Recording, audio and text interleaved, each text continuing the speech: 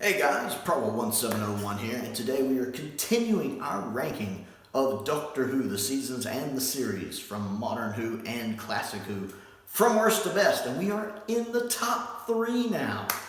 Up in the top three at number 3, what I think is my third favorite season in all of Doctor Who, and that is Season 17 with the legendary Tom Baker and script edited by the also legendary Douglas Adams. And that's some beautiful artwork by Link Binding. Now, I know this may be a controversial choice, but let me defend it and why I absolutely love this season. And it's because there are no stories in this season that I don't like. I like every story in this season. Note, I didn't say there's no bad stories. There are, there are sinus trouble, sinus problems. There are objectively bad stories. However, I like every story in this season for different reasons, and we're going to go through them, starting with Destiny of the Daleks. Now, I once called Destiny of the Daleks the most mediocre Dalek story ever made. I did a whole video on it, but a lot of stories I like, and a lot of what comes down to how I rank the seasons, is down to rewatchability. And I rewatch Destiny of the Daleks a lot. I don't know what it is. Maybe it's I love Tom Baker. I love Douglas Adams' style of humor. If there's anyone in the world that gets the Fourth Doctor anywhere near as close as Tom Baker does, it's Douglas Adams. This was apparent in The Pirate Planet in season 16 as well. I just feel like they fit together like pieces of a puzzle, Tom Baker and Douglas Adams. And so I enjoy Tom Baker in this story a lot. I even enjoy the story. I like having Davros back. With all of the enhancements to the episode, I do like the updated effects from the DVD. I like the updated voice modulation for Davros on the box set. Really does give this story that bit of polish it needs to really make it shine. Again, the story's not the best in the world, but I enjoy rewatching it. I don't know why, but I do.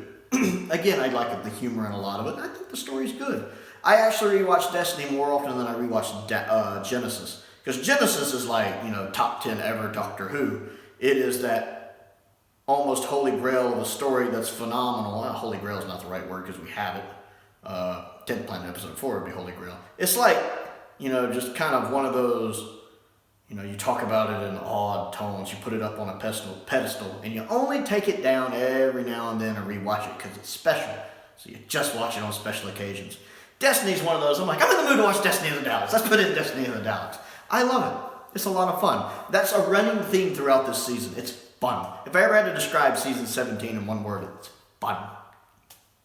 After that, we have City of Death, which is my favorite Doctor Who story of all time. I love City of Death. Again, Douglas Adams co-wrote this. His fingerprints are all over it. His humor is threaded throughout it expertly. It is phenomenal. My favorite scene in all of Doctor Who is from this story, when the Countess is interrogating them at her, chateau or whatever that is. Who sent me, Doctor? Who sent you, Doctor? Who sent me what? I love that bit about, and quite possibly my favorite line in all of Doctor Who. Well, why was he following me?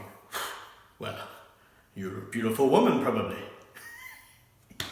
The way Tom does that line. Well, you're a beautiful woman, probably. I love that line. That's a hilarious. Could be my favorite line in all of Doctor Who. I love it. What a wonderful butler. He's so violent. I love that scene. It's just perfect. It's absolutely perfect. I love the London. I love the Paris filming location work. The location work for this story is phenomenal. It is such a crime that the film elements don't survive. I wish the original film elements survived because it would just pop in HD. But as is, it still looks beautiful. It's so nice to see Classic Who getting some wonderful location filming like this. Julian Glover is great in this as Scaroth. He does such a good job in the role. And I love seeing just the idea of him being splintered throughout time because of that freak accident. That is a cool concept, and it ties together in the story well, how they're all working in conjunction with each other and how they can all communicate with each other. I like I like Lala in this one. Lala Ward is good in this story. I prefer Ramona 1, but I like her in this one. The woman playing the Countess, she is good in this one. And Duggan. I love Duggan. I could see Duggan as a companion. That's a lost opportunity. I would have loved to have had like a couple more stories with the 4th Dr. Ramona and Duggan. They make a great trio. I absolutely love that, you know. I hope there's like some parallel universe somewhere where Duggan got to be a companion for maybe a season. That would be cool to see them as a trio. Duggan's great. The story is almost perfect. I love a lot of the model work too, like at the beginning when the ship's trying to take off and it kind of implodes or whatever. That's cool. Those are some cool effects. There's a lot of good stuff going on in City of Death. As I said, my favorite Doctor Who episode of all time, or story of all time. Definitely the highlight of the season. It's definitely, I think, when you're ranking best Tom Baker episodes, if there's a post-Hinchcliffe one on the list, it's City of Death. Next on the list is Nightmare on Eden, which I like. It's probably my least favorite of the season, but especially with the updated effects, it does, again, give it that little polish and shine to kind of shine it up a little, make it look a little better. The story I like, it's a nice little lesson about the dangers of drugs. I enjoy most of the acting in it. The guy with the odd German accent it's an odd German accent, and his glasses look really there. It's not perfect, but I still enjoyed it. Now, I've only watched it the one time, but I did enjoy my watch through of it. I did like it. I enjoyed the updated effects especially. And then I thought the little mandrills, is that what they're called? I thought their costume design was pretty cool. And I like when K9 cuts the wall down just to have one there, and then they're putting it back in place. Yeah, I enjoy it. It's again my least favorite, but I did enjoy it. And then we have Creature from the Pit. Now, a lot of you know I love Creature from the Pit, if nothing else from that one scene with Tom Baker at the beginning of episode 4 when he just commands the room. Oh, he just takes charge. When he's basically calling out the lady, Andrasta or whatever her name is, Andrea, I can't remember her name. It's weird. Adrasta, whatever. When he's calling her out, basically right there, I love that scene. There's nothing here but weeds, weeds, farce, and weeds. I love that. Have a care, Doctor. You have a care. Care for your people for a change. And when it got here, it was the first thing it countered was her. Did she do anything to help her people? No. Or however, I'm paraphrasing, but I love that scene the way he just said, no. I love Tom Baker in that scene. Like, if I ever do a list of top 10 Tom Baker scenes, it's on the list. And it never gets talked about. It could be the most underrated scene in all of Doctor Who. Because I never hear anybody talk about it. I hear people either not like Creature from the Pit or people who say it's underrated. But I never ever have I heard anyone else talk about that scene. And it is phenomenal. One of Tom Baker's crowning achievements on the show. He is just on fire. And he proves why he's the best. Because once again, the Doctor does one of the problems the 13th Doctor had that I've always said is that she doesn't command the room.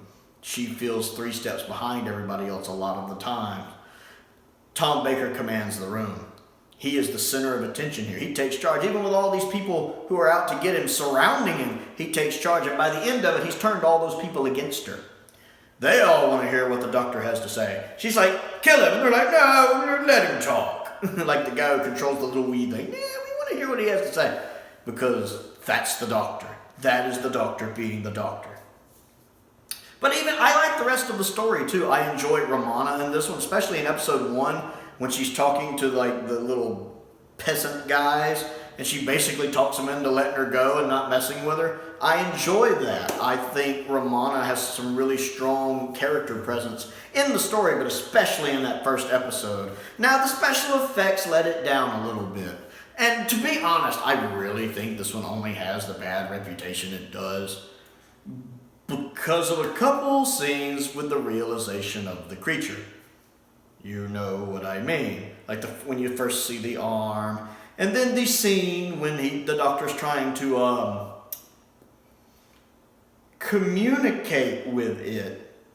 Yes, those are bad. Yes, they should have thought that through. And yes, I think at that second one, somebody was playing a prank on Tom Baker, and I'm surprised it got snuck in. But other than that, other than those couple of scenes, the creature's all right. It's just kind of a blobby thing. It's fine. It doesn't really bother me ignoring those couple scenes.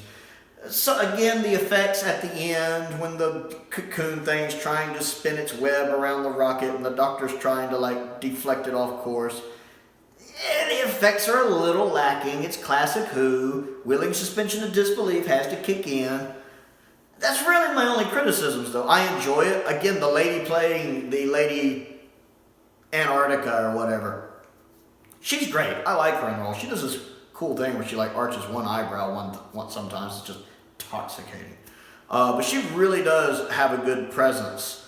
But I like how by the end of it, again, when her and Tom are having that big row at the end when Tom is commanding the room, she really comes across as this kind of spoiled, petulant child, which is what she is. And I love the fact that the actress playing her does a good job of conveying that of, I inherited all of Daddy's money. That's the way I always picture it, is like her parents are the ones who set everything up and then something happened to them and she just kind of inherited everything. But, you know, you give somebody that kind of power and money who has no morals, because she probably she strikes me as someone who's never been told no. You know, Mommy and Daddy spoiled her a bit. So now everyone has to do what I say. I'm special. You know, I live in America. I run into this thing more often than I should. So I think she does a good job of saying that. Well, you know, why don't you go over here and try to? No, I'm not going to do that. No, you're lying. You know, all of that's that petulant. I mean, I'm surprised she doesn't stomp her foot. I was waiting for that. You know, that's really the only thing she could have done more was to stomp her foot. That could have been a little on the nose. But her acting gets that petulant child thing across. That's really well done. I enjoy Creature from the Pit. It's a very underrated story. I mean, just that one scene alone sells it, but even the rest of the story I like. And then there's the Horns of Nymon. Now, I'm not going to sit here and defend the Horns of Nymon and say it's great. I'm not even going to say it's good, because it's bad. It's bad. It's one of those, you can tell there's no budget for it. They had used the budget for City of Death, and they were saving the budget for Shada. You can tell that there was no budget for this. The sets look terrible. Terrible. The sets look awful. This would have looked better in black and white. It would have hit it a little more. The sets are bad. Some of the acting is like the one security guard who keeps wanting to take the ship off course, the co-pilot. His acting is awful. It's awful. And then, of course, there's Saldine.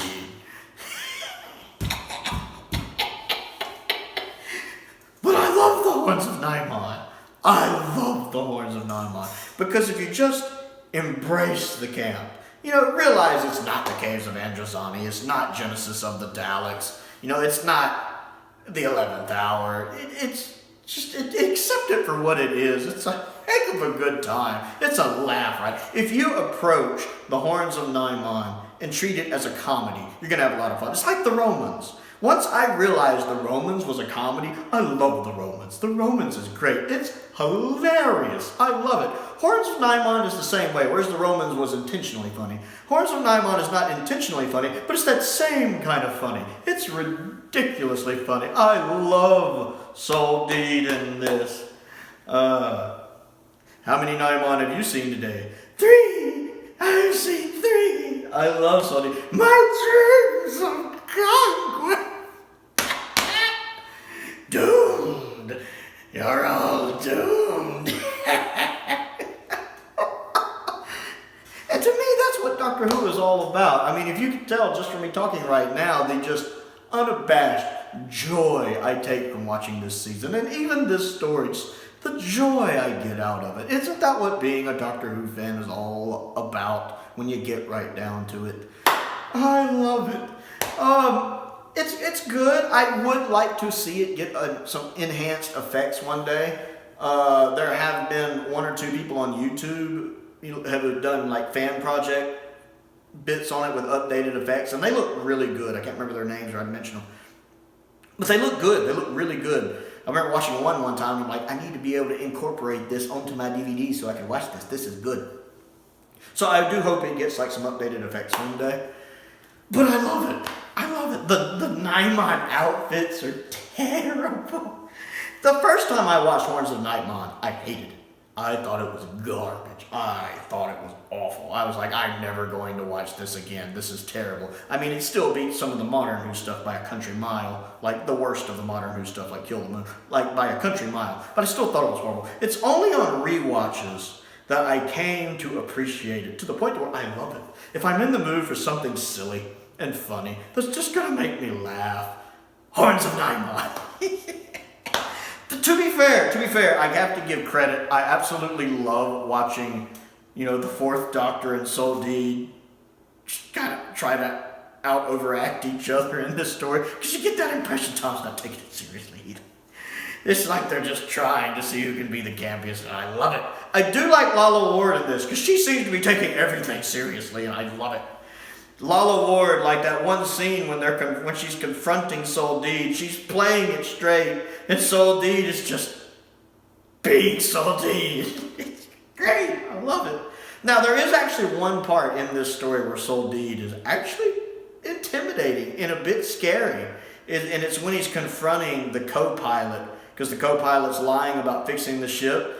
You wouldn't know how to fix those engines if your life depended on it. You deviated from your course, didn't you? You deviated from your course, didn't you? Didn't you?